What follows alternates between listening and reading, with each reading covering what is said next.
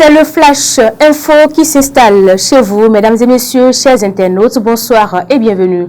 Au menu de ce flash info, l'examen du baccalauréat session de juillet 2024 a démarré ce 17 juin 2024 sur toute l'étendue du territoire national.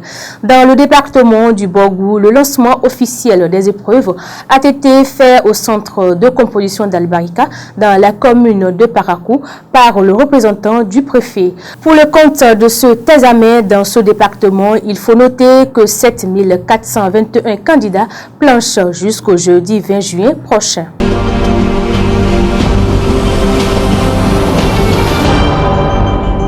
La communauté musulmane du Bénin a sacrifié à la tradition ce dimanche 16 juin 2024.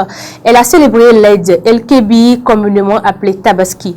À l'instar des autres lieux de rassemblement de la ville, les fidèles musulmans ont prié à la place Idi d'Albarika de Parakou pour la paix et l'unité nationale. Le sermon de l'imam et le rituel traditionnel d'immolation de moutons ont marqué cette célébration.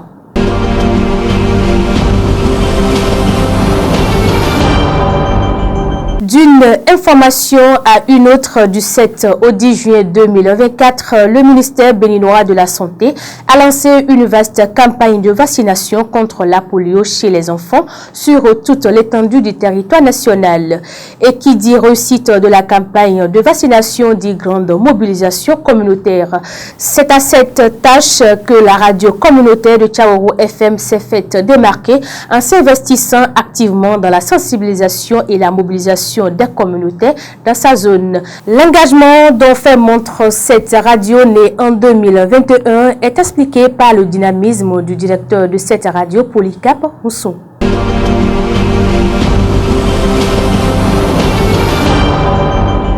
Chers internautes, ce flash se poursuit. Cette fois-ci, on fait un tour dans la commune de Ifayi. Une moto neuve de marque Bajaj et des portables emportés dans un braquage dans cette commune. Les fêtes se sont produites le dimanche 16 juin 2024 dans les environs de Pakuta, une zone frontalière entre Sakété et Ifayi dans le département du Plateau. À en croire les informations du média Défi Information relayées par Bénin News, il s'agit d'un cultivateur qui a été victime d'un braquage alors qu'il allait dans son champ. Sur le chemin, les braqueurs l'ont roué de coups de bâton et de machettes avant d'arracher sa moto et ses portables. Une enquête est ouverte par le commissariat de Banigbe afin de situer les responsabilités. Quant à la victime blessée au bras, elle a été conduite à l'hôpital pour des soins intensifs.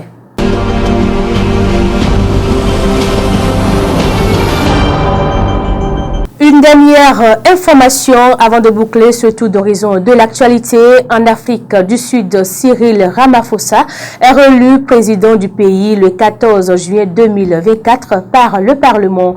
Cela fait suite aux législatives du 29 mai dernier. Selon RFI, il a obtenu 283 votes contre un autre candidat, Julius Malema, du Parti radical de gauche EFF, qui a obtenu 44 voix alors que l'Assemblée compte un total de 400 députés. Je déclare l'honorable Cyril Ramaphosa, président dûment élu, a déclaré le juge Raymond Zando qui présidait la séance. Cyril Ramaphosa, soit 11 ans, dirigeait le pays depuis 2018. Il est appelé à prêter serment la semaine prochaine et doit désormais former un gouvernement inclusif. C'est la fin de ce Flash Info, mesdames et messieurs. Merci de nous avoir suivis. Merci à l'équipe de réalisation. Très bonne suite de semaine à chacun et à tous.